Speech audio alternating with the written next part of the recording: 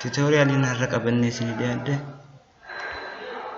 akkamitti table of content jalatti akka baasuu dandeenyu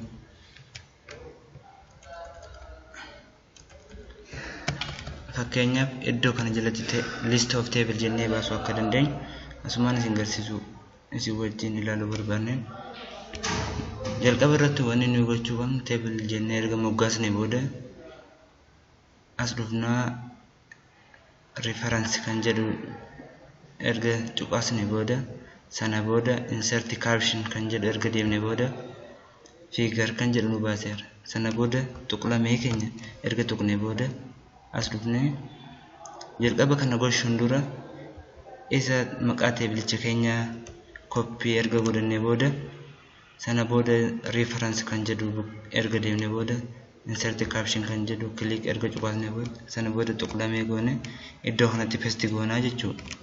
Paste erga goone booda figure 1 source of revenue kan jedhu jechuudha. Sana booda as iddoo kanatti figure table figure jedha keenya garuu table waan ta'eef table irratti click goonaa jechuudha. Table dha waan ta'eef figure yoo ta'e ammoo iddoo kanatti figure kan jedhu click goonaa jechuudha.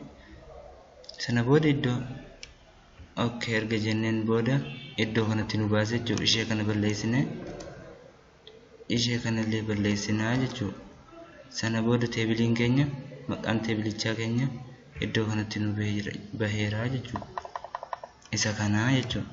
Sana booda teebiliin keenya inni lammaffaan yoo kan jiraatu ta'e immoo isa ishee kanaa jechuudha. Ishee kana bira deemnaa jechuudha. Ishee kana deemnee ishee kana copy goona. Copy erga goone booda sana booda reference bukkee deemnee insert caption kan jedhu erga cuqaasne booda sana booda table 2 jedhee nu baaseera niyyuu mataan isaa sana booda tuqlamee erga tuqnee booda iddoo kanatti paste goonaa jechuudha kan isa jalqaba copy godhanne sana booda okay yeroo jenneen booda iddoo kanatti nu baasaa jechuudha. Ishee kana balleessine erga ishee kana balleessine booda table 2 amount of row kan jedhu kana nu baaseera jechuudha. Sana booda teebiliin keenya ishee baay'ee yoo ta'e bifuma kanaan hojjannaa jechuudha. Sana booda table of list of content of table bukkee deemna ishee kana bira deemna jechuudha. Sana booda iddoo kanatti list of table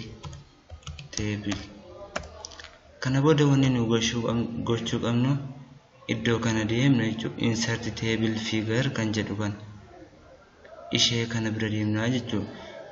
Erga teebilii keenya akka tareefoo hojjenne sanaan xumurre sana booda insert table figure kan jedhu kana tuqaasnaa jechuudha. Sana booda teebiliin keenya iddoo kanatti nu dhufaa jira jechuudha. Sana booda modify godhuu yoo barbaanne iddoo kanaan modify goona. Teebiliin keenya times new roman dha yookaan nu gootaa asitti click goona. Iddoo kanatti ammoo lakkoofsi inni saayiziin isaa 12 ta'uu qaba. Iddoo kanaan erga baasne booda sana booda okay yeroo jenneen okay erga jenneen booda figure teebiliin keenya kan nuyi qabnu teebilii lama qofa waan ta'eef teebilii keenya lamaan san iddoo kanatti nu baaseera jechuudha.